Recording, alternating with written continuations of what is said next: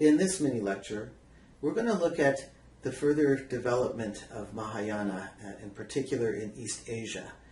Now, we already saw that the Mahayana tradition differs from the earlier Buddhist traditions such as Theravada in that they accepted certain sutras that were written in Sanskrit instead of the language the Buddha actually spoke, Pali.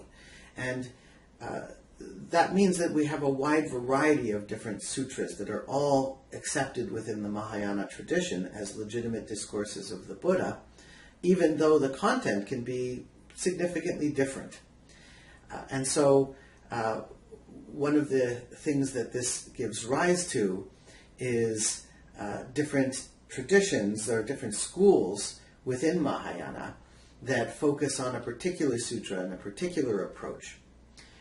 Now, in East Asia, eventually, it takes a long time, there are a wide variety of different schools that develop, but in China in particular, the two schools that really outlast all of the rest of them are Chan Buddhism, better known by the Japanese name Zen, and Pure Land Buddhism. And one of those traditions, Chan, is based on the idea that very much what the Buddha taught, that you should sit in meditation and through your own efforts you could attain the same awakening as the Buddha. But the Pure Land tradition develops new ideas that rely much more on faith, and so we call that one Other Power. And so in the next lecture we'll talk about Pure Land. This one we're going to focus on the Chan tradition, and that's the tradition where self-power is the main thing.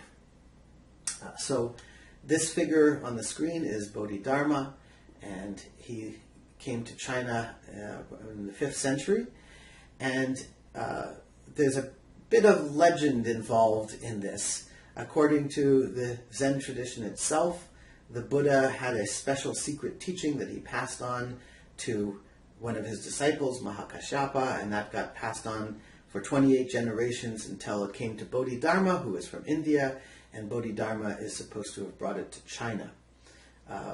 Undoubtedly, from a historical perspective, there's a lot to doubt there, a lot of reasons that we might not believe that's accurate. But even the Chinese recognized that the 28 previous generations weren't particularly important. What was important was what happened in China. And so he's known as the first patriarch of Chan Buddhism. And then we have a number of patriarchs that follow him until that patriarchy system comes to an end. But according to the tradition, Bodhidharma came to China and sat in front of a wall in a cave and meditated for 9 years and attained awakening, and then began to teach other people. And again, there's maybe some truth to the story, but there's a lot of exaggeration. A lot of the story we know was developed a couple centuries later. But the key point that I want to focus on here is that while this tradition was developing in China, the Indian roots are not particularly important other than just the general Indian Buddhism. In China, it mixed with Taoism. And so when we look at Chan Buddhism, you want to think about it as being about 50% Buddhism and 50% Taoism, influenced by figures like Lao Tzu and Zhuangzi, the two texts that we looked at in the section on Taoism, especially Zhuangzi. So it's really hard to imagine the Taoist, the Zen tradition without thinking about Zhuangzi, because he had such an enormous influence. So the idea is that you need to empty your mind in a way that we saw in Taoism. Remember that in the Taoist tradition, there was this kind of a meditation that one did where one becomes empty, and that's what allows one to connect with the Tao, and then one's actions will flow spontaneously in a way that we call wu wei, or non-action. And so that becomes the key idea, that first you have to empty your mind. And it's worth noting that the historical Buddha really didn't teach that, right? That he taught mindfulness, that you focus the mind and then can concentrate on different ideas. And yeah, there is a point where you can go into a very deep state of meditation, and so there is a point of connection here. But the sense that through emptying one's mind, one will connect with the Tao and then learn to live in spontaneous harmony with the world as it continues to move. That's a very Taoist idea. And so I want you to keep that in mind as you read this short quote from a book called Zen Mind, Beginner's Mind. Goes like this. For Zen students, the most important thing is not to be dualistic. Our original mind includes everything within itself. It is always rich and sufficient within itself. You should not lose your self-sufficient state of mind. This does not mean a closed mind, but actually an empty mind and a ready mind. If your mind is empty, it is always ready for anything. It is open to everything. In the beginner's mind, there are many possibilities. In the expert's mind, there are few. So that idea of people with too much knowledge, that's a bad thing. We already saw that in the Taoist tradition. So it's very much this idea of letting go of our sense that we know and that we can control our destiny or make the world the way we want it to be.